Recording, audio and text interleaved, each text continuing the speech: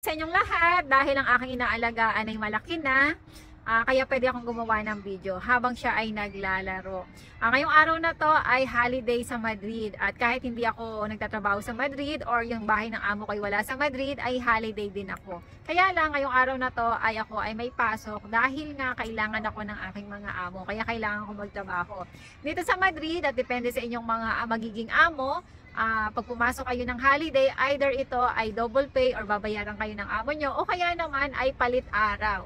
Kagaya nga nun, pinag-day off na ako nung nakaraan pa, kaya magbabayad ako ngayon. Medyo lugi nga lang kasi nga holiday ngayon, dapat kung babayaran mas malaki kasi hindi ito regular na araw. Kaya yan, kung halimbawa pupunta kayo sa Madrid, nasa sa inyo kung papayag kayo na palit araw, o kung gusto nyo ay magpabayad kayo. Kaya lang, tayong mga Pilipino, kung ano sasabihin ng ating mga amo, ay sumusunod lang tayo. Walang reklamo kasi syempre, ang gusto ng mga amo at tayong mga katulong nila ay flexible sa mga gusto nilang kaganapan. Pero syempre, may mga amo naman na mabait na kung ano yung gusto mo ay sumusunod din naman sila. Kailangan lang talaga ng maganda o maayos na usapan sa inyong dalawa o sa inyo ng inyong amo.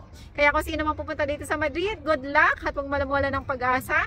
Kung sakali namang mahihirapan kayo maghanap ng trabaho, kasi marami dito mga kababayan natin ang naghahanap pa ng trabaho, ay laban lang.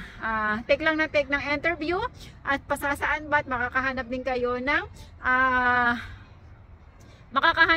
ng amo na magiging okay kayo at stable. Wag naman yung forever dahil walang forever. Kaya yan, good luck at sana lahat tayo ay makapunta dito sa Europa.